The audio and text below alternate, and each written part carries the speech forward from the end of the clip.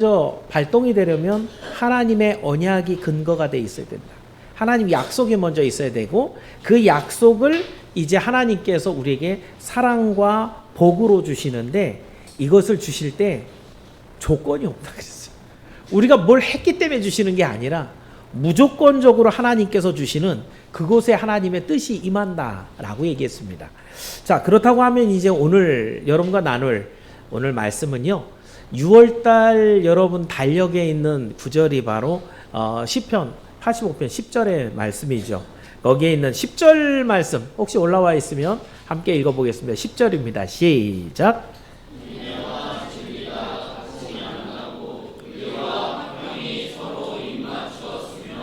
자, 이게 이제 보면은 시기 때문에 표현이 굉장히 멋있단 말이에요. 근데 중요한 것은 성경을 읽을 때 이게 무슨 의미인가 이걸 아는 게 굉장히 중요하겠죠. 오늘 하나님의 인애가 우리에게 어떻게 적용이 되고 그 결과 우리가 어떤 복을 누리게 되는가를 여러분과 말씀을 나누려고 합니다. 이 85편이 13절이나 있기 때문에 자세하게 강의한다면 시간이 너무 많이 모자르겠죠. 그죠? 그래서 대략적인 것을 쫓아가면서 전체적 문맥을 살필 건데요. 그러면서 하나님의 인애가 무엇인가? 지난주에 말한 대로 하면 하나님의 사랑, 당신의 언약을 근거로 해서 조건 없이 베푸시는 하나님의 사랑과 복이다. 이게 간단한 정의지만 이것이 여러분에게 임할 때는 어떤 과정을 통해서 임하는가? 다시 말하면 어떻게 여러분에게 하나님의 사랑이 어떻게 하나님의 복이 임하는지 모르면 못 받는다는 거예요. 이것을 알아야 하나님의 인애가 임했을 때 할렐루야입니다. 이게 나오는 건데 이걸 모르고 하나님의 사랑을 받으면 하나님 앞에 감격도 예배도 없어진다는 거죠.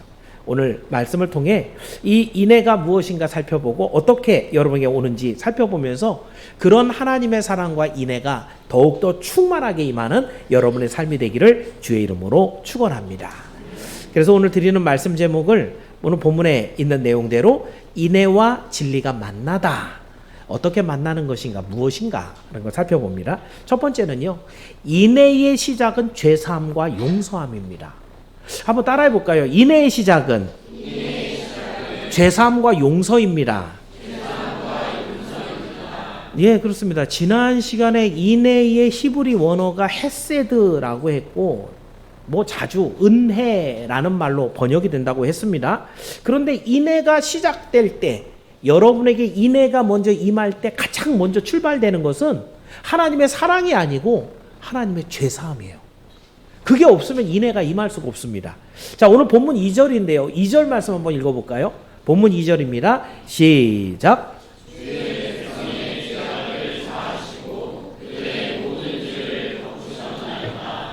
말씀하신 것처럼 죄악을 사하시고 모든 죄를 덮으셨다. 도대체 어떤 죄가 있었길래요?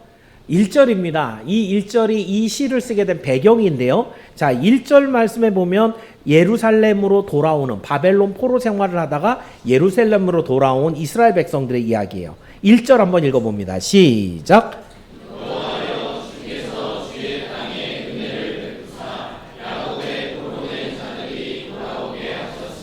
자, 이 말씀을 보면 역사적으로 BC 586년에 예루살렘이 함락되고 이스라엘이 멸망합니다.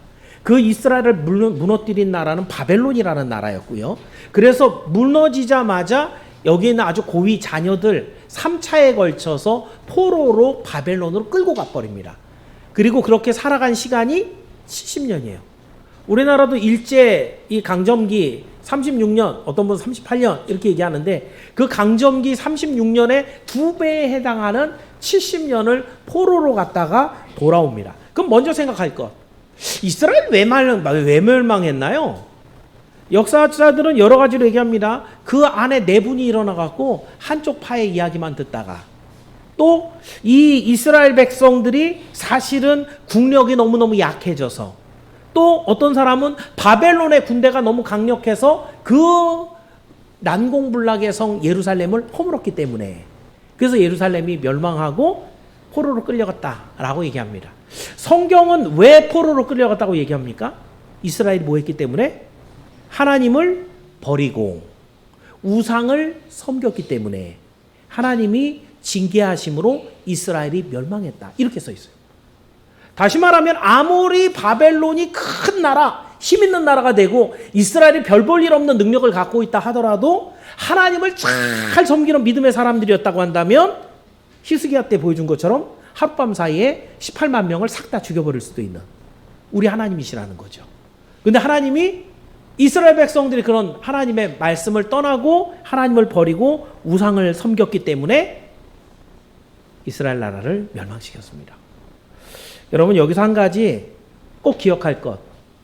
하나님의 백성이 하나님을 섬기지 않는 건 죄입니다. 한번 따라해 보실래요? 하나님의 백성이 하나님을 섬기지 않는 것은 죄입니다. 성도들, 사실은 성도라는 말 붙이기가 좀 미안합니다만은 교회를 다니는 분들이 어느 날은 교회 나오고 어느 날은 교회 안 나오고 기분 좋으면 예배하고 기분 안 좋으면 예배 안 드리고 하나님을 섬기는 거예요? 섬기지 않는 거예요? 솔직하게 얘기하면 섬기지 않는 겁니다. 그럼 뭐라고요? 죄라고요. 성경은 죄라고 분명히 얘기합니다. 왜요? 세상 사람들이 안 섬기는 것도 역시 죄입니다. 그래서 뭐 할 거예요? 심판받을 거예요. 하나님의 사람이라는 사람들은 어떤 사람이에요? 그 모든 사람들 중에 하나님이 특별하게 선택한 사람들, 하나님을 섬기도록 선택한 사람들, 하나님께서 믿음을 주시고 구원을 주신 사람들. 뭐 해야 돼요? 하나님을 잘 섬겨야 됩니다. 이스라엘 나라가 그런 나라였어요. 세상 모든 만민들 중에 선민 선택한 하나님 나라, 하나님의 제사장 나라가 되도록 하나님이 선택했다는 거죠. 그런데 어이없게 우상을 섬긴 거예요. 하나님만을 섬기는 나라가 우상을 섬긴 거예요. 이스라엘 백성들은 다른 나라들도 바알 섬기고 아스다로 섬기는데 왜 우리한테만 그래요? 왜 그 나라한테만 그래요? 왜요? 그 나라는 특별한 나라거든요. 이건 여러분에게 똑같습니다. 세상 많은 사람들이 제 갈 길을 갑니다. 그러나 하나님의 사람들은 자기 갈 길을 가면 안 됩니다. 주님께서 주신 길, 하나님을 믿고 섬기는 그 길을 걸어가기를 축원합니다. 여러분, 그런데 이제 시간이 70년이 지나서 바벨론에 잡혀갔던 이스라엘 백성들이 돌아옵니다. 그 안에서 깨달은 것도 많았겠죠. 우리가 하나님 잘 안 섬겼네요. 잘못했습니다. 회개도 했겠죠. 그죠? 그 돌아오는데 이스라엘 백성이 돌아오는 이유, 더 정확하게는요, 하나님이 이들을 용서하셨기 때문입니다. 하나님께서 이들을 죄를 사해 주셨기 때문에 이들이 드디어 돌아올 수 있습니다. 그래서 시인은 조상들에게 약속했던 그 가나안 땅에 돌아와서 하나님이 용서하시고 죄를 사해 주셨기 때문에 감사하며 찬양하며 예배하는 모습을 지금 본문에 기록하고 있는 겁니다. 그렇습니다, 여러분. 하나님의 인애가 뭐라 그랬어요? 하나님의 조건 없는 사랑, 구원, 복, 이런 것은요, 반드시 뭐가 먼저 와야 돼요? 하나님의 용서와 제사함이 먼저 있어야 돼요. 왜요? 하나님이 용서 안 하면, 하나님이 죄를 사해주지 않으면 하나님 앞에 설 수 자체가 없어요. 그러니까 여러분이 교회는 안 나오면서 복을 주옵소서, 이거는 말이 안 되는 얘기인 거예요. 진짜 하나님의 복을 받고 싶다고 한다면 하나님 앞에 서야죠.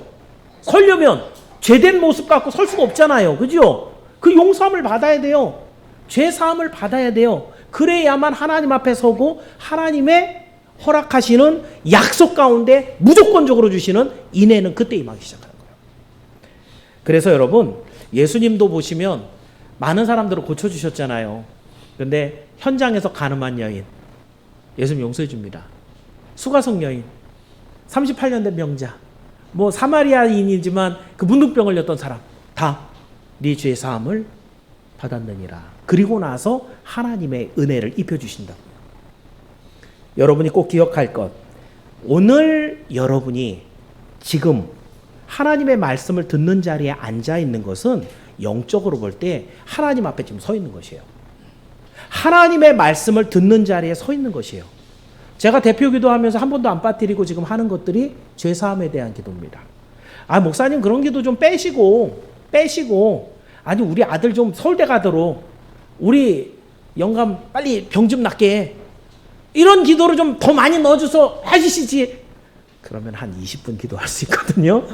그럼 예배 시간이 더 길어지잖아요. 그죠? 한 3분에서 5분 정도 제가 기도를 하는데 그 중에 빠뜨릴 수 없는 기도가 뭔가? 모든 회 중에 죄를 전부 다 모아갖고 하나님 이 모든 죄에서 우리를 용서해 주옵소서. 이게 돼야지 뭐가 된다고요? 하나님 앞에 설 수가 있어요. 그 하나님 앞에 서야 하나님과의 죄가 해결돼야 깨끗해져야 하나님의 약속하신 축복과 하나님의 구원이 임하기 시작할 수 있어요. 인내의 시작 어디서부터 시작하는가? 하나님께서 주시는 용서함과 죄사함에서 시작한다라는 것을 여러분 기억하시고 항상 주님 앞에 그 죄사함을 받아 하나님의 인애와 사랑이 넘치는 여러분의 삶이 되기를 주의 이름으로 축원합니다. 자, 첫 번째 그래서 하나님께서 주시는 죄사함이 먼저 있어야 됩니다. 두 번째 인애가 임하는 과정입니다. 두 번째는요 하나님의 말씀을 들을 때에 이 인애가 임하게 됩니다. 자, 이렇게 감사의 찬미를 막 드렸거든요. 2절 3절에. 그런데 4절에 보니까 또 울고 있어요. 시인이. 자, 4절을 한번 읽어보겠습니다. 4절 말씀 시작.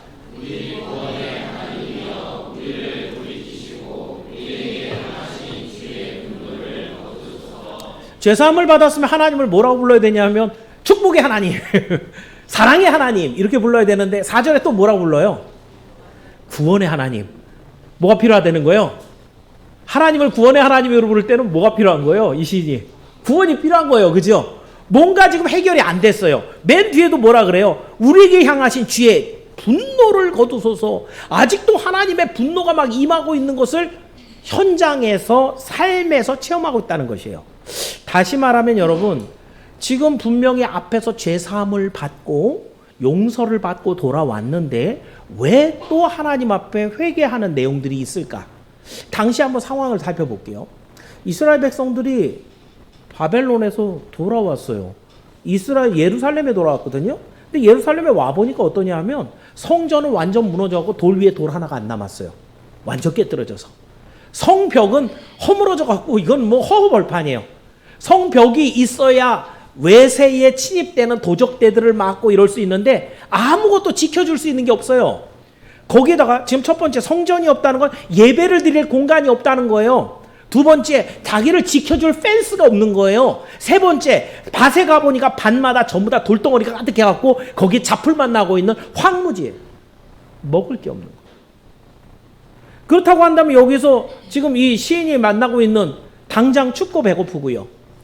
오늘 밤 되면 어떤 놈들이 와서 쓸고 갈지 모르는 걱정과 불안 속에 살고 있는 이런 때 그 어떤 일이 나도 속수무책인 거죠.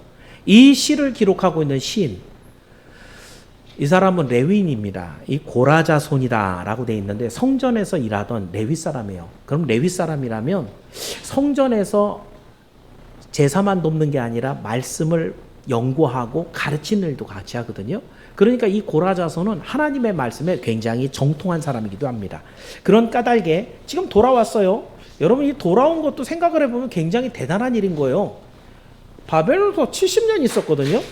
여러분 강릉에 사는 지가 얼마나 되셨는지 모르지만 그래도 한 20-30년 살면은 기반 다 닦잖아요. 아버지 때부터 살았으면 땅도 좀 있고 자기 기업이 다 있잖아요. 근데 70년 동안 살았던 바벨론에서 살만한데 황무지로 변해 있는 예루살렘에 가서 그 땅덩어리에 다시 성전을 짓고 개간을 하고 자기 기업을 세운다라고 해서 돌아오는 사람이 결심하기가 쉽겠어요? 70년 동안 기반 잡은 생활에 터전이 있는데 이것을 포기하고 하나님의 명령에 순종해서 지금 바벨론에서 예루살렘으로 온 사람들이라고요. 하나님을 잘 믿겠다고 결단한 사람들이라고요. 지금까지 있던 모든 부와 재산들을 다 없애고 하나님이 주시는 거 먹고 살겠다고 온 사람들이라고요. 그런데 이 사람들이 지금 만난 그 모습이 더 힘들고 어려운 척박한 상황을 만난 거예요. 다시 말하면 예수 열심히 믿겠다고 결단했는데 그 결단한 날 더 힘들고 어려운 문제가 눈앞에 쫙 막아서고 선 거죠. 그랬을 때 어떻게 해야 되나? 생각을 좀 잘못했나 보다. 내가 좀 사력 있게 기쁘게 생각을 못하고 그냥 마음 가는 대로 그냥 생각했나 보다. 이렇게 생각하면 곤란하죠. 여기에 있는 고라자손, 이 사람은 하나님의 말씀의 깊이가 깊었던 사람이에요. 하나님의 말씀을 따라서 어떻게 하면 하나님의 사랑, 하나님의 구원을 입을 것인가를 알고 있었어요. 그 내용이 8절입니다. 자, 8절을 한번 읽어볼게요. 좀 길지만 8절을 같이 한번 읽어볼게요. 시작.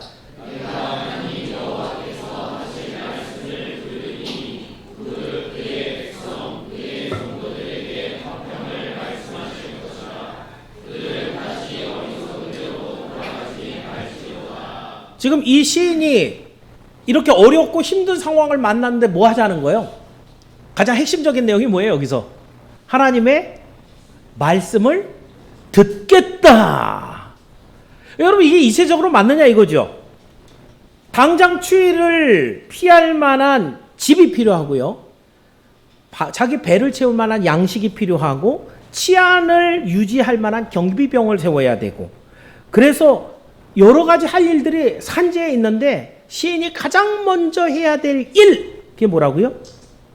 하나님의 말씀을 듣겠다. 여호와께서 하실 말씀을 듣겠다. 왜 그렇습니까? 여러분, 지금까지 이스라엘이 왜 이런 어려움을 만나고 포로로 끌려갔었는가? 돌아봐야 되는 거죠. 보니까 하나님의 말씀을 듣지 않아서 하나님의 말씀을 들은 말씀을 순종하지 않아서, 그래서 올바르게 하나님을 섬기지 않아서, 그래서 이 모든 어려움들이 우리에게 임했다. 이걸 알고 결단하고 지금 먼 곳에서 넉 달을 걸어서 여기까지 왔단 말이에요. 그렇다고 한다면 지금 여기 만나는 상황이 아주 호화롭고 풍족하고 넉넉한 그런 상황을 기대하고 온 건 아닐지라도 당장 결핍되고 힘들고 어려운 상황을 또 직면했을 때 이 레위 사람은 가장 먼저 할 일 뭐라는 거예요? 하나님의 말씀을 먼저 들어야 된다. 비록 우리에게 집이 없어도, 음식이 없어도, 군대가 없어도 먼저 하나님의 말씀을 들어야 한다 라고 말합니다. 어떻게 됐을까요? 우리에게 관심 있는 건 거죠. 사실은 만나는 여러 가지 문제들 앞에서 여러분이 뭘 해야 되는지는 압니다. 그런데 왜 그렇게 안 해요? 왜 하나님의 말씀이 먼저가 안 돼요? 왜 돈 벌러 가요? 왜 먼저 공부를 해야 돼요? 왜 먼저 병원에 쫓아다녀요? 안 믿어져서입니다. 9절 말씀 한번 읽어볼까요? 이렇게 말씀을 먼저 들었더니 어떤 일이 있었을까? 9절입니다. 시작.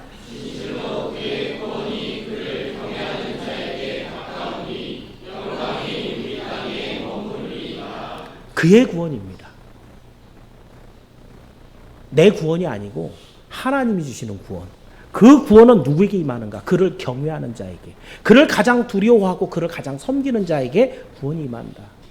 여러분이 이제 이게 시간에 굉장히 긴 시간을 통해서 이루어진 일이지만 결국은 하나님의 말씀을 먼저 듣기 시작했을 때 이스라엘 백성은 성전을 짓습니다. 이스라엘 백성들이 성벽을 다 둘러서 펜스를 만듭니다. 그곳에 다시 한번 정말 물된 동산과 같은 개경을 하고, 그래서 그곳에서부터 많은 소산들을 일으킵니다. 2000년이 지난 지금도 사실은 이스라엘 땅하고 시리아 땅하고 보면은 이스라엘 땅이 훨씬 더 비옥하거든요. 뭐 돈을 쏟아부어 거기를 아주 옛날 가나안처럼 막 비옥하게 만든 수고들도 있었지만, 사실 가장 중요한 것은 하나님의 말씀에 경외함으로, 그 말씀에 먼저 순종함으로 모든 문제가 하나님에 의해서 해결되었음을 보여주는 것들입니다. 그렇습니다, 여러분. 여기 맨 뒤에 있는 9절에 있는 말씀도 되게 중요해요. 영광이 우리 땅에 머무리다. 영광이 머문다는 게 무슨 말이에요? 하나님의 영광이 이 땅에 머문다. 어떨 때? 하나님의 말씀을 먼저 들었을 때. 그 영광은 하나님 자신을 말해요. 하나님이 하나님이신 것이 영광이거든요. 근데 하나님이 그곳에 계심으로 말도 안 되는 일들이 일어나는 거죠. 하나님이 지켜주심으로 그 많은 대적들이 있는데도 안전하게 보호가 되고, 그 정말 힘들고 어려운 땅에 사람들이 즐겁고 신나게 행복하게 살게 하시고, 그곳에서 많은 주의 백성들이 하나님을 찬양하는 예배가 있게 하시는, 정말 세상 사람들로는 정말 상상할 수도 없는 그런 일들이 그곳에 일어나는 일들. 왜? 하나님이 그곳에 계시기 때문에. 어떻게 하나님이 그곳에 계시냐 이거예요. 하나님의 말씀을 먼저 들음으로. 하나님의 인애에 대해서 얘기하고 있습니다. 하나님의 조건 없는 사랑입니다. 주시는 은혜와 복입니다. 이것이 임할 때에 우리에게 먼저 요구하시는 것, 우리의 죄사함과 하나님의 용서하심을 입을 때 그 죄사함을 입은 자들에게 가장 먼저 할 일, 하나님의 말씀을 듣는 일이라는 거죠. 예배 자리로 나오는 것이죠. 그랬을 때 여러분이 걱정하고 염려했던 모든 문제들은 하나님의 영광과 함께 없어져 버리는 거예요. 이것은 여러분의 힘으로 이루어지는 것이 아니라 하나님이 도우심으로 하나님의 능력으로 이루어졌기 때문에 영광이 되는 것이에요. 내가 돈 갖고 있는 걸로 사 먹어서 배불렀다. 하나님의 영광은 관계없잖아요. 내 돈인데. 그런데 하나님의 말씀을 읽고 하나님의 말씀에 순종했을 때 여러분이 상상하지 못하는 하나님의 능력이 그것을 도우신다. 보호하신다. 거기에 하나님의 영광이 드러나는 줄을 믿기를 축원합니다. 그렇습니다. 그렇다면 여러분이 지금 예배의 자리에 있고 또 하나님의 말씀을 듣고 있습니까? 그렇다고 한다면 여러분은 지금 하나님의 인애 앞에 있는 줄을 믿기를 축원합니다. 그 귀에 들으신 지금 하나님의 말씀이 여러분을 지키고 보호하는 줄을 믿기를 축원합니다. 그래서 여러분, 혹시 여러분이 세상을 살다 보면 많은 위기가 있죠. 어려움들이 찾아옵니다. 그랬을 때 성경 말씀은 가장 먼저 뭐부터 하래요? 하나님의 말씀의 자리에 나오라고 합니다. 근데 성도들을 보면 좀 거꾸로 하시는 분들이 많죠. 어떤 경우냐면요. 아기가 없어서 아기 좀 달라고 그렇게 기도하면 아기를 주면 아기가 감기 든다고 예배 자리에 안 나와요. 서울대학교 가겠다고 그렇게 기도하고 서울대학교 들어가고 나면 거기서 동아리 모임했다고 예배를 안 나와요. 하나님의 복을 받은 사람들은 이것이 하나님이 하신 거라는 것을 인정을 한다고 한다면 더 많은 하나님의 앞에 예배드리고 섬기는 모습으로 나와있지 오른데 이거 못한다 이거죠. 하나님이 가끔 뭐예요? 어려움을 줘요. 건강도 살짝 가져가 보고요. 돈도 살짝 가져가 보고요. 자녀들이 어려움도 잠깐 줘봐요. 바보가 아니라면 그 시간에 뭐 해야 된다는 거예요? 가장 먼저 하나님 앞에 엎드리라 이거예요. 뻔히 아는데 시험 들었다고 안 나오는 이런 바보 같은 짓이 어디 있습니까? 모든 하나님의 인애가 임하는 첫 번째 그 시작하는 여러분의 요구받는 것 하나님의 말씀 앞에 나오는 겁니다. 이것을 기억하시고 항상 그 어떤 어려움이 있더라도 가장 먼저 하나님의 말씀 앞에 나오므로 여러분이 그 하나님의 인애를 경험하고 그 하나님을 찬미하는 영광이 드러나기를 주의 이름으로 축원합니다. 마지막으로 인애는 그리스도를 영접한 자에게 임하는 평안입니다. 자, 오늘 이제 말씀의 가장 중요한 부분이 될 건데요. 시인은 이제 하나님으로부터 죄사함을 받아서 바벨론에서부터 돌아왔어요. 돌아왔더니 척박한 땅, 힘들고 어려워서 살 수가 없어요. 그런데도 불구하고 하나님 앞에 감사하고 찬양하고 예배를 드렸어요. 그래서 하나님께서 주시는 구원을 맛봤어요. 그리고 나서 나머지가 막 찬양입니다. 그런데 그 찬양을 정리를 얼마나 멋있게 해놨냐면 10절과 11절인데 먼저 10절만 한번 읽어볼게요. 본문 10절에 하나님께서 주신 이 구원과 기쁨을 누리면서 이렇게 찬양했어요. 10절입니다. 시작.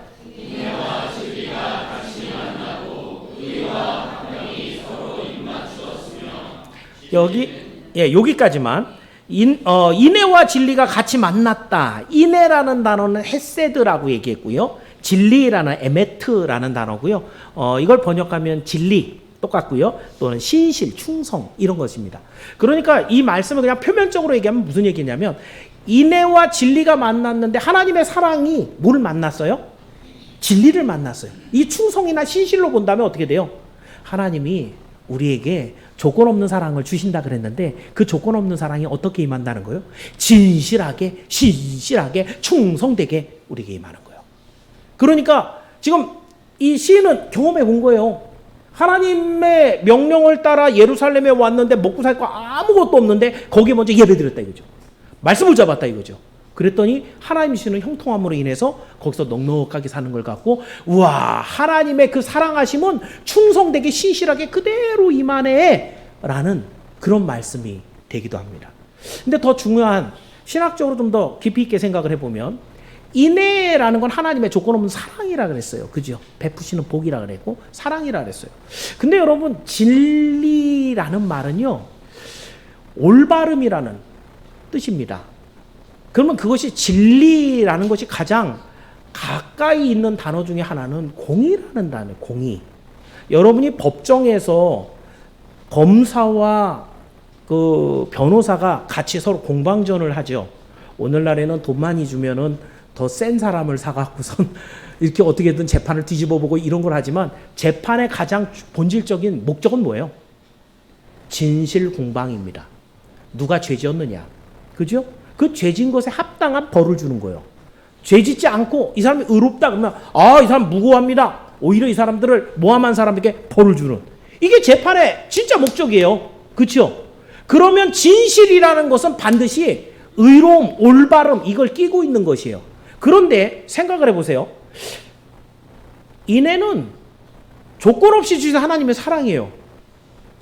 조건 없이 주신다라는 게 사실은 우리 받는 입장에 너무너무 좋지만 형평성으로 봤을 땐 맞아요? 안 맞아요? 아니 받을 만한 사람한테 줘야지. 이게 진리거든요. 뭘 받을 만한 짓을 했어야 주지 라고 하는데 지금 이스라엘 백성들 또 우리를 보면 우리는 어떤 사람들이냐면 먼저 인애를 받으면 뭐 해야 된다고요? 죄사함을 받아야 된다고요? 우린 다 뭐예요? 죄인이라고요. 근데 하나님이 뭐예요? 사랑하세요. 사랑해서 복 주세요. 거기에 구원도 주세요. 이게 말이 되냐 이거죠. 그런데 오늘 본문에서 뭐라고 그래요? 인애가 누구랑 만났다고요? 진리랑 만났다고.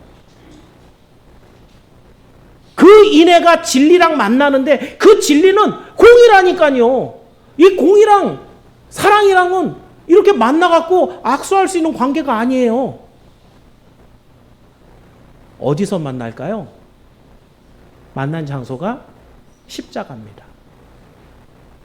여러분이 아시는 것처럼 우리 예수님을 사랑의 예수님이라 그러죠. 그죠? 조건 없이 우리를 사랑하신. 예수님이 십자가에 죽으신 게 언제쯤이에요? 지금부터. 2000년 전이죠. 여러분 태어나기 전이에요. 여러분이 뭘 얼만큼 잘해갖고 예수님이 여러분을 위해서 대신 십자가에 죽었는가? 여러분 공로 하나도 없어요. 왜요? 여러분 태어나기 전부터 이미 하나님께서 예수님 죽이셨거든요. 근데 그렇게 죽이시고 난 다음에 성경에 뭐라고 써놨어요?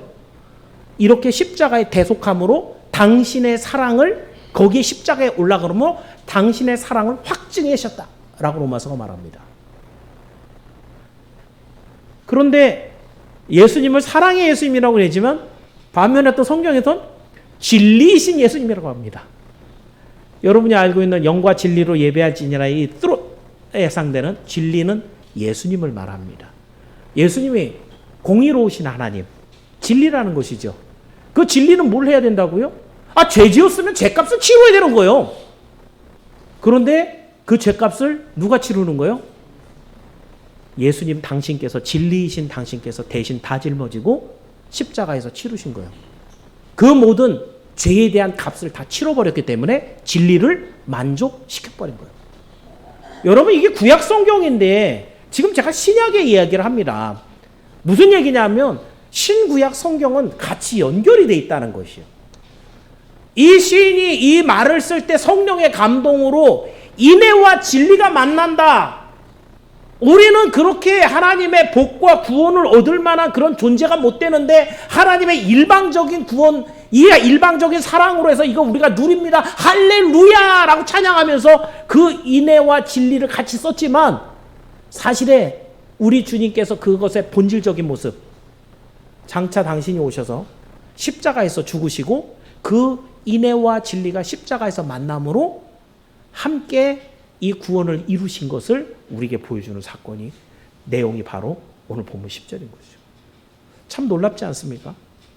그 십자가에서 서로 만날 수 없는 인애와 진리가 서로 만났다. 다음 말씀도 10절의 내용이 굉장히 중요한 내용이 많은데요. 다음에 나오는 의와 화평이 입맞춘다라고 합니다. 의의 원어는 채테크. 여기 의가 채택, 아까 얘기한 진리하고 가장 가까운 말이라고 그랬습니다. 그리고 화평, 여러분이 잘 아는 샬롬입니다.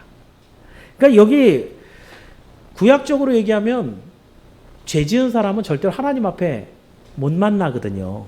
하나님 앞에 설 수가 없기 때문에 하나님과 평안, 화평이 있을 수가 없어요.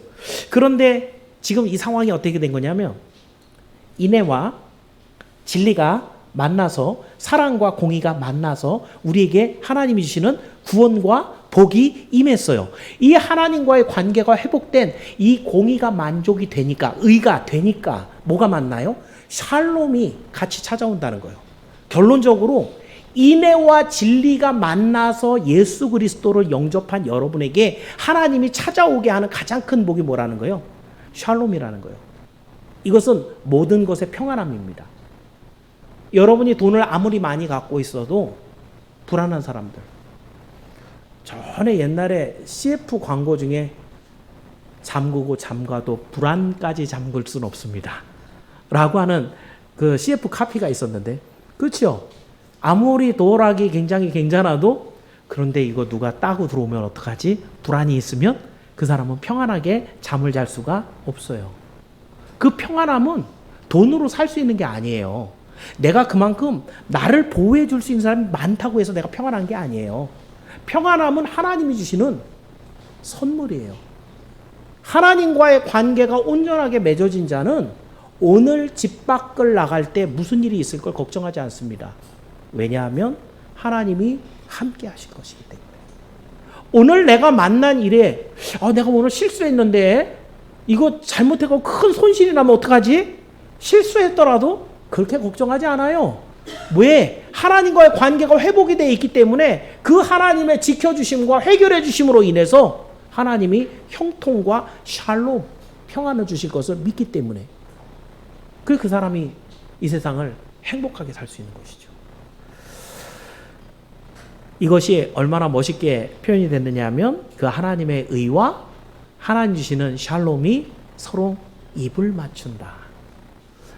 우리나라는 인사할 때 입 맞추는 게 좀 자주 있는 일이 아니잖아요. 그죠? 외국 사람들은 인사할 때도 입 맞춤, 굉장히 친밀함을 드러내는 그런 관계인데 이 둘이 그렇게 친하다라는 것이에요. 하나님께 의롭다함을 받은 사람이 그 하나님의 평안을 누리는 것은 이렇게 입을 맞추는 것처럼 아주 친밀한 관계로 맺어져 있다는 것이죠.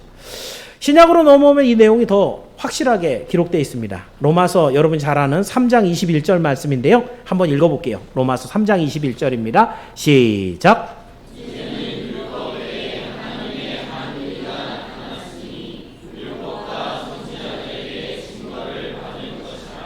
공의에 대한 얘기를 하고 있습니다.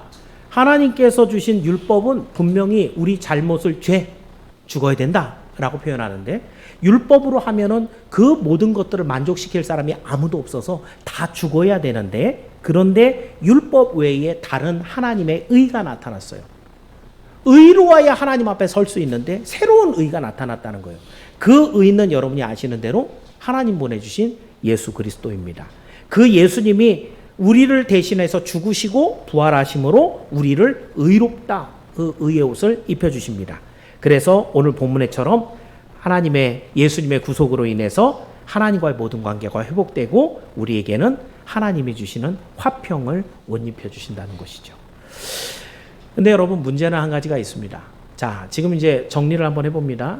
하나님의 인애는 하나님의 진리와 함께 만납니다. 십자가에서 그것이 만나서 우리에게는 의로움이 옵니다. 그 의로움은 결국 샬롬, 하나님이 주시는 화평을 얻어서 영원한 화평, 천국까지 가게 됩니다. 문제는 이걸 나도 받느냐? 이 일이 내게 적용되느냐? 이 부분인 거죠. 그랬을 때 여러분, 모든 사람에게 이 하나님의 인애가 고스란히 그대로 저절로 임하지는 않는다라는 것이 성경의 말씀이에요. 요한복음 1장 12절 말씀. 어떤 사람에게 이 인애가 임하는가? 읽어봅니다. 1장 12절 시작.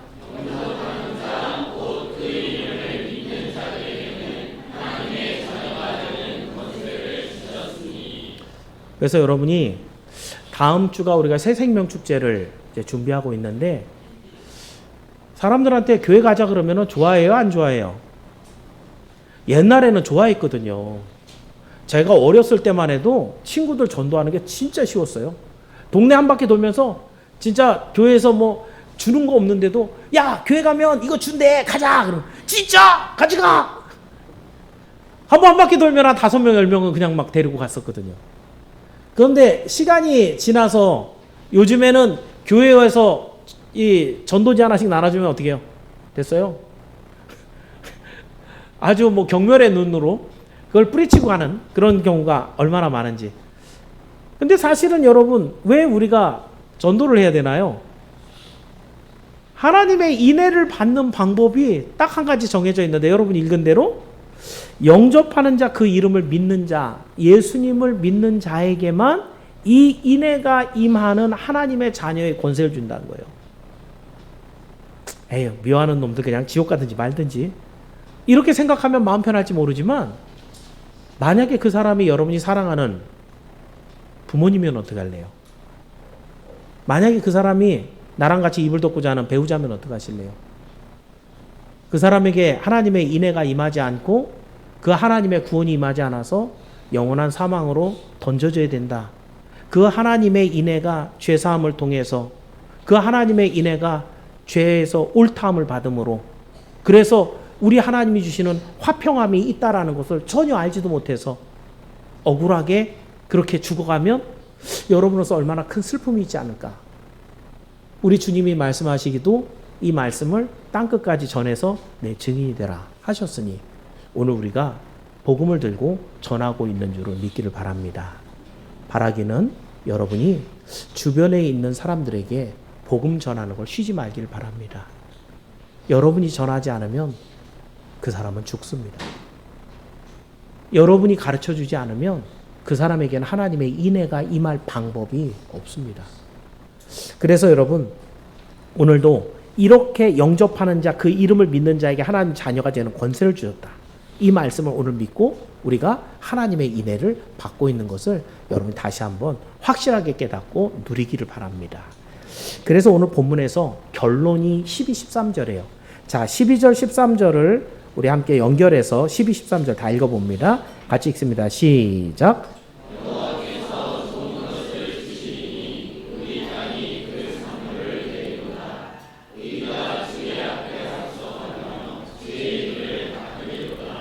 이렇게 하나님을 믿고 그 말씀을 먼저 의지하고 하나님의 인애를 받은 결과가 뭘 주신대요? 여호와께서 좋은 것을 주신다. 이 토부라고 하는 것에 대한 여러분의 이해가 많이 있죠. 여러분이 갖고 있는 것 중에 가장 좋은 게 토부입니다. 살아가는 삶에서 이거보단 이게 나은데 하면 그게 토부예요. 근데 하나님이 인애가 임하면은 여러분의 삶에 더 좋은 것을 주시는 거예요. 만약에 가는데 코로나가 있는데 나는 코로나 걸리는 게 좋겠어요? 안 걸리는 게 좋겠어요? 안 걸리는 게 이게 토부예요. 좋은 것을 주시는. 아니 직장을 A라는 데를 들어가고 B라는 데를 들어가는데 A라는 데가 승진도 빠르고 월급도 많아요. 그럼 하나님이 A라는 데 들어가게 해야 돼요? B라는 데를 들어가게 해야 돼요? A라는 데 들어가는 거예요. 사람들을 만나는데 내가 무시를 당하고 창피를 당하는 게 나아요? 아니면 존중을 받고 사람들 가운데 인정을 받는 게 나아요? 그게 토부예요. 하나님이 주시는 좋은 것, 그럼 뭉뚱 이 정도로 생각하시면 안 됩니다. 하나님은 주실 수 있는 분이고 그걸 선택적으로 주시는 분이에요. 여러분들에게 더 좋은 것 선택해서 주시는 분이라는 얘기예요. 그런데 하나님이 어떤 분에게 예수님을 영접해서 그 인자와 진리가 십자가에서 만나서 하나님으로부터 의의 옷을 입고 그 샬롬을 허락받은 자에게 주시는 하나님의 복, 이것은 토부라는 것이죠. 하나님이 온갖 좋은 것을 주신다라고 얘기합니다. 그 땅은 지금 황무해서 돌밭이라 그랬어요. 그런데 시인이 뭐라 그러냐면 우리 땅이 그 산물을 내리로다. 거기서 풍요로운 작물들을 내줄 것이다. 의가 주의 앞에 앞서간다. 여기에 의는 예수님이죠. 그 예수님이 여러분의 앞길을 먼저 앞서가시고 그리고 주의 길을 닦는다. 아까 제가 그런 얘기했습니다. 하나님을 믿는 사람들은 하나님을 섬겨야 된다 그랬죠. 하나님을 믿는 사람이 하나님을 섬기지 않는 건 죄라 그랬어요. 뒤집어서 하나님을 믿는 사람은 하나님의 길을 따라가는 겁니다. 다시 말해서 여러분의 걸어가는 길은 여러분의 길이 아니라 주의 길이라는 얘기예요. 오늘 본문 13절의 내용에 우리 주님께서 닦아놓는 길은 여러분의 길이 아니에요. 여러분의 길은 사망의 길이에요. 여러분의 길은 죄악의 길이란 말이죠. 그런데 하나님이 닦아놓으신 길, 주님이 먼저 가는 길은 내 뒤를 따라와 하고 먼저 가시는 길이에요. 그 길을 우리가 따라갈 때 이 길은 주의 길이에요. 그 길은 어디까지 연결돼요? 천국까지 연결돼 있어요. 우리가 가는 길은 주의 길을 걸어가는 거예요. 여러분의 옛사람의 사망의 길을 걸어가는 것이 아니라 주님께서 주신 구원의 길, 생명의 길로 간다는 얘기죠. 그러므로 여러분, 하나님의 인애를 얻으시기를 축원합니다. 그저 세상에서 짧은 시간 누리고 있는 여러 가지 복과 즐거움, 이 정도가 아니라 하나님께서 우리에게 주시는 관계 회복, 모든 어그러진 관계를 회복시켜 주시고 영생의 약속까지 허락하신 그 인애, 그래서 예수 그리스도를 나의 구주로 영접하여 영생을 얻는 바로 그 길입니다. 예수님과 함께 그 어떤 시련 속에서도 약속하신 구원을 얻고야만은 저와 여러분이 모두 되기를 주의 이름으로 축원합니다. 자, 말씀을 정리해 봅니다. 오늘은 하나님의 인애가 구체적으로 어떤 의미를 갖고 어떻게 적용되는지를 살펴봤습니다.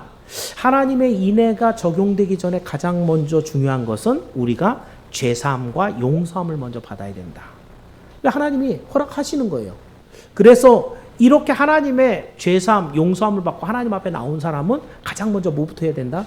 그 어떤 환경과 여건 가운데 먼저 해야 되는 일이 많이 있어도 가장 먼저 말씀을 듣는 자리에 있어야 된다는 거죠. 그 말씀을 듣고 순종하는 삶을 살아야 된다는 거죠. 그러면 끝난 거예요. 다음 내용이 없어요. 헌금을 얼만큼 하라는, 또는 교회에서 얼마나 수고하는 직분을 감당하라는 그런 내용은 없어요. 하나님의 말씀을 잘 듣고 순종한다고 한다면 그 다음 내용은 뭐예요? 하나님의 인애와 하나님의 진리가 만난다는 거예요. 하나님의 사랑이 하나님의 모든 공의를 만족시켜버린다는 거예요. 십자가에서. 그러면 그 공의가 우리한테 입혀져서 하나님의 샬롬이 우리에게 화평이 임해서 영생까지 쫙 가버려요. 중간에 건너뛰는 내용들이 여러분이 듣고 싶었던 돈도 많아지고 건강하게 오래도 살고 자녀들도 잘 되고 이런 것들을 여러분이 상상하셨을지 모르지만 이런 것도 그 안에 다 그냥 들어가 버리는 거예요. 그 외에 정말 세상에서 꿈도 꿀 수 없는 주의 길을 걸어가 우리 하나님이 약속하신 천국까지 걸어가게 하는 이 길을 우리에게 허락하셨다는 거죠. 세상에 사람들이 굉장히 많습니다. 세상 사람들이 이렇게 많은 것만큼이나 인생도 참 다양하게 살아가죠. 옆 사람들 한번 보세요. 나하고 똑같은 인생 산 사람이 있는가? 그렇지 않죠? 똑같은 동년배여도 다 인생들이 달랐어요. 그러면 모든 사람들의 삶이 어떻게 평가를 해야 될까? 각각 사람들에게 성공한 인생인가 실패한 인생인가 이거를 판단할 때, 그런데 한 가지 공통점이 딱 있는데 뭐가 있냐면 어떤 인생이든지 마무리를 어떻게 해요? 죽어요. 안 죽고 여러분의 인생을 마무리할 수 있겠습니까? 한번 죽는 것은 정하신 거라 그랬죠. 그런데 성경에서 말씀하기를 죽으면 모든 것이 끝나는 것이 아니고 그 다음에는 심판이 있다고 합니다. 그것도 공의로우신 하나님의 심판. 그럼 아까도 얘기한 것처럼 인생을 이 사람 성공했네, 이 사람 실패했어 라고 평가를 할 때 인생 살아가고 죽음에서 평가한다면 그 평가는 온전하지 않습니다. 왜냐하면 하나님의 심판을, 어떤 심판을 받고 그 심판 이후에 어떤 복을 누리는가까지 봐야지 그 인생의 올바른 판단이 내려지는 거죠.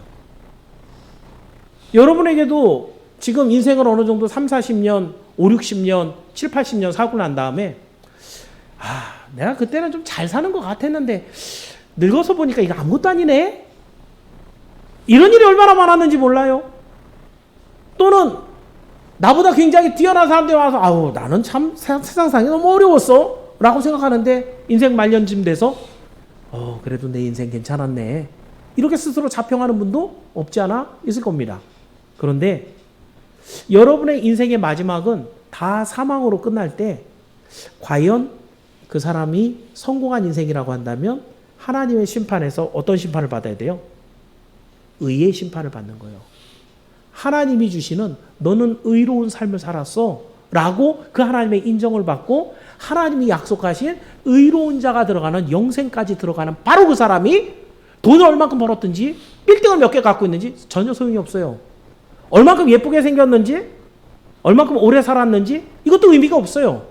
하나님의 심판 가운데 너는 예수를 그리스도로 의지하고 나를 믿고 따랐으니 너에게 주는 영생을 얻어라 라고 한 사람만이 인생의 진짜 성공자라는 것이죠. 그렇다고 한다면 여러분의 모든 삶을 이 인생에서 그 눈을 돌이키길 바랍니다.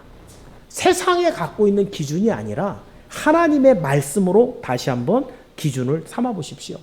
그래서 하나님의 인애가 여러분의 삶에 임하고 그 인애가 하나님의 의를 입어서 옳다함을 받고 하나님의 인정함을 받고 하나님 약속하신 샬롬의 그 복을 받아서 하나님 만나는 날, 주님 앞에 서는 날, 나의 자녀라고 우리 하나님 불러주셔서 영원토록 주님과 함께 누리는 그 천국에서 영생을 누리는 여러분이 모두 되기를 예수님의 이름으로 축원합니다.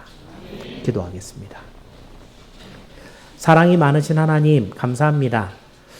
인애라는 단어를 살펴보다 보면 그곳에 반드시 예수님이 계시고 그곳에 십자가가 있습니다. 주님께로 돌아가는 길,